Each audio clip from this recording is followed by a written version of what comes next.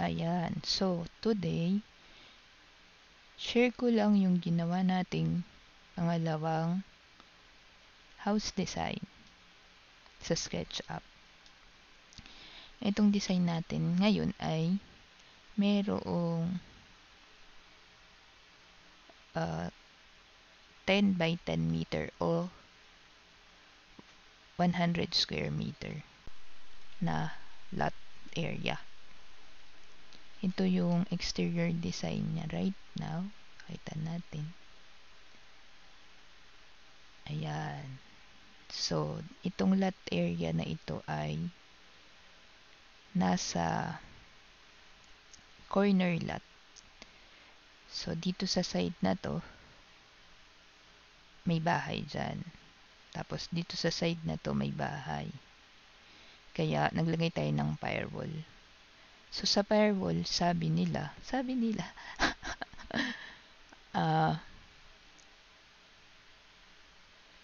hindi doon naglalagay ng bintana. At ginagamit yon pagka maliit lang yung space ng iyong lupa to save space. Pero ang disadvantage ng firewall is mawawalan ka naman ng isang side na pwede mo lagyan ng bintana para sa ventilation ng bahay mo. O, diba? Ang daming natututunan. So, yan. So, dito sa bubong,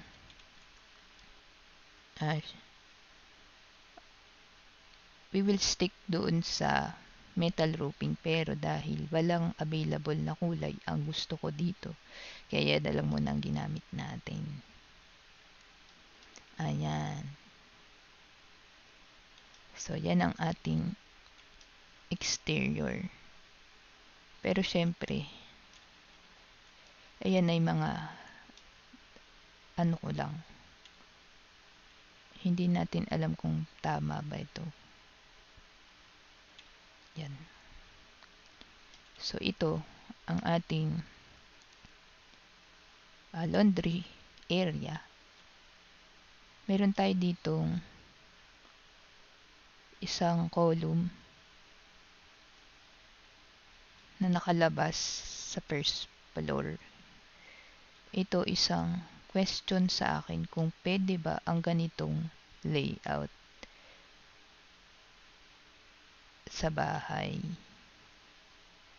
Yan, nakalabas siya. So, yung wall niya is nandun, nakapasok ng konti. Hindi natin alam kung pwede yun. So, ayan.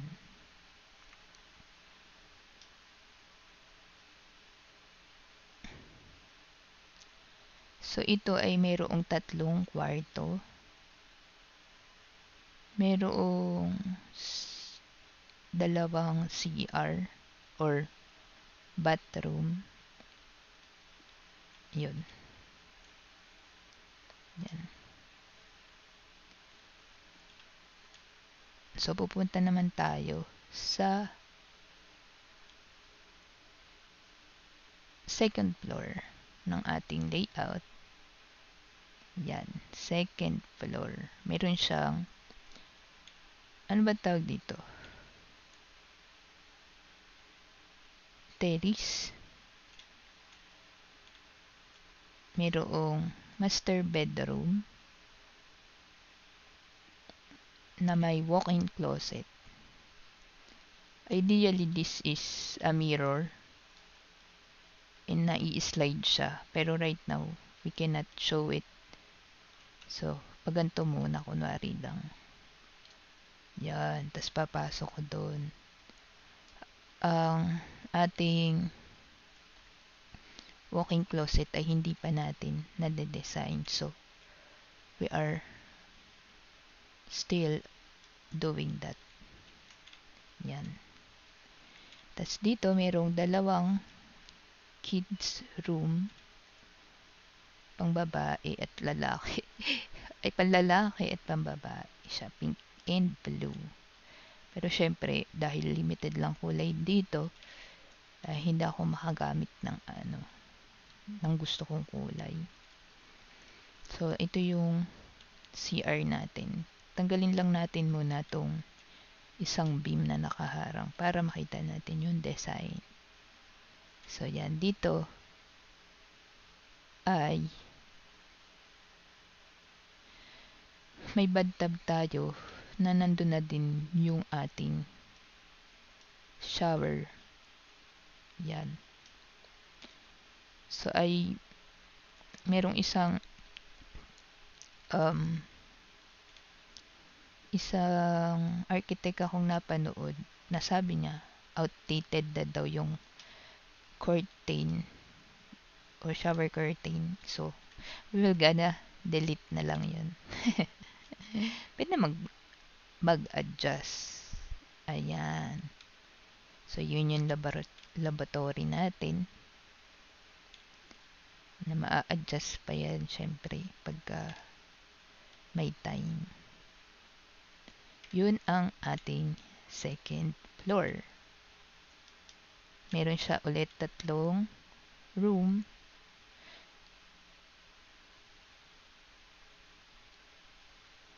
At isang bathroom. Dito, pwedeng tumambay. Yan. Edit lang natin para masaya.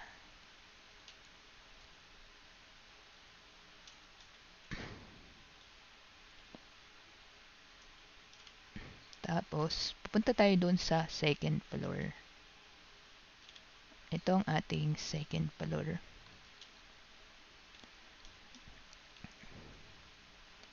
So, sa ilalim ng CR, nandun din yung CR for the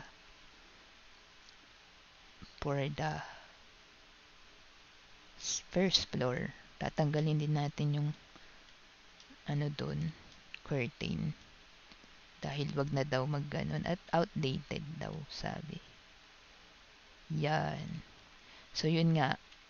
As I mentioned earlier, nakalabas doon yung ating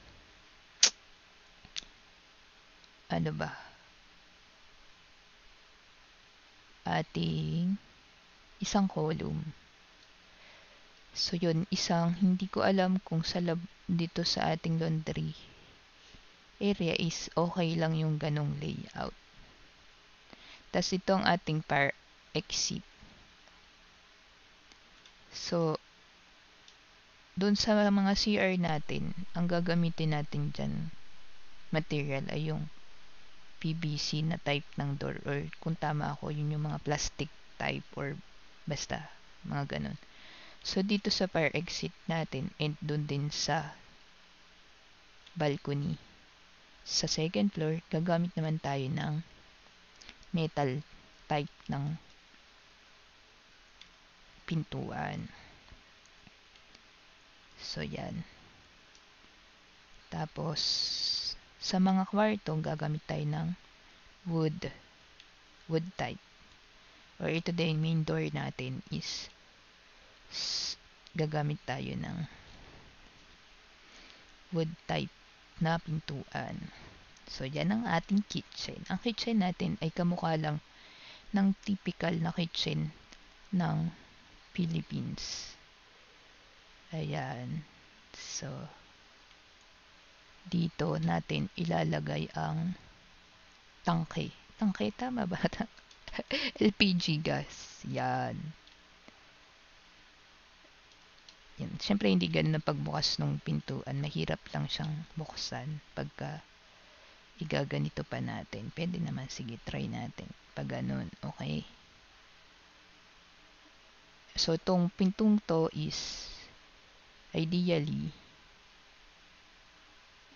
bakal siya. The rest is woods. Pero dito sa kitchen sink, parang baka mas okay kung ibang materials. Pero I don't know kung ano. Yan. So, yan. So, ito, ating sliding window. So, yan. Nausuhan din ako nung ganong design. Parang gusto ko yung gantong bintana kasi. So, nasisikipan nga ako dito pero gusto ko kasi mag-save ng space para dito sa ating living room. And isa pa itong ating pintuan. Sabi nila hindi ideal na yung pintuan mo, main door mo is naka-align din dito sa ating main door. Itong pinto hindi dapat naka-align sa hagdan, pero yun na yung layout na nagawa ko dahil wala nang paglagyan eh. So, pwede sigurong dito na lang ang pintuan. Main door. Pag-iisipan natin, pero yan na muna yun. So, dito naman, sa kabilang side, dito ko nilagay ang ating office. Siyempre, work from home tayo eh. Oo, kawawa naman. Nandun sa dulong-dulo sa ilalim ng hagdan. So, meron tayo ditong air condition unit sa ilalim ng hagdan. I'm not sure kung that is okay. So, yun. Hindi natin alam. So, dito, meron kasing space na sa ilalim ng hagdan na I want to save. So, gumawa ako sa labas ng space para doon. Pwedeng lagyan ng storage area ng mga equipment katulad ng yung mga pangtanim, pang construction, kunwari, mga hose, construction hose, mga pangtanim hose, yun, mga ganan. Mga walis,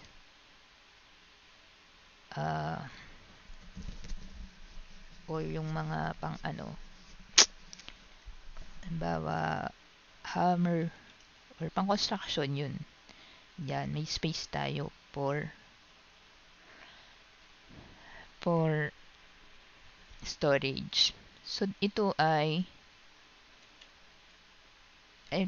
gusto ko sana this is concrete for safety. Para hindi naman mapapasok ang bahay. Kung nagkataon, may security din, di ba? Yun. So, ito yung aircon noon. Ngayon, ito yung hagdan. I'm sorry. Ito ang ating hagdanan. Ang hagdanan ay may lawak na hindi nakikita. 3 feet. 3 feet.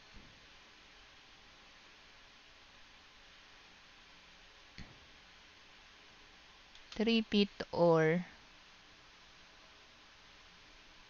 1 metro or 36 inches. So, yun. Base sa aking research, that is the minimum wide ng residential na hagdan or staircase. Yan. So, punta naman tayo doon sa column and beam planning. Ayan. So, dito, sabi nila, ang distance ng mga column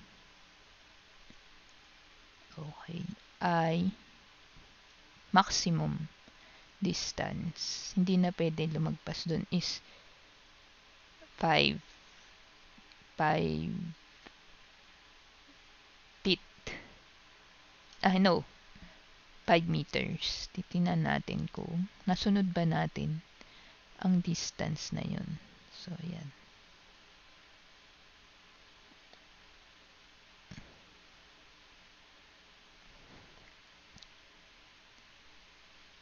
So, sa side na to, nasunod naman natin.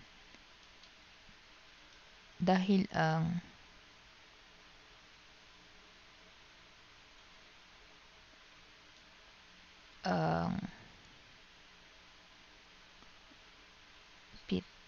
Gawin natin tong pit. Ang 5 meter ay 16 feet. So, susukatin natin.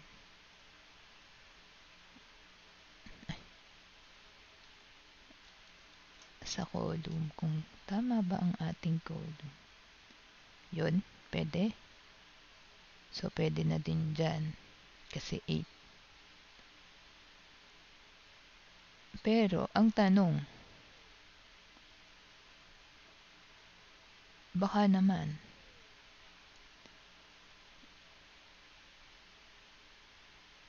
overkill na tayo sa ating column. Ayan, so lahat naman yan ay pasok sa minimum ay sa maximum ay sa minimum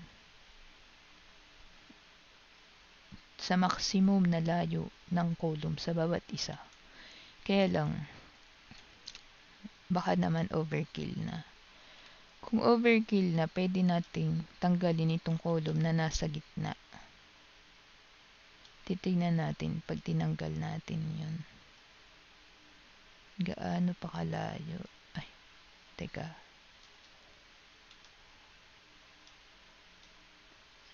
Ayan. Oh, alanganin. Alanganin na 5 feet. So, okay na yun. So, ayan. So, dito, yun nga, firewall yung side na yun. At dito, sa ilalim ng ating parking lot, ang ating septic tank. Para malapit siya dito sa CR. Ayun lamang. So, ito ay hindi pa tapos. Dadagdagan pa natin yan ng iba pang design. Or basta ng iba pang details kung meron pa tayong malaman na mali dito sa layout at mas maganda pang gawin. Yun lang. Thank you for watching. Thank you for watching. Goodbye. Good night.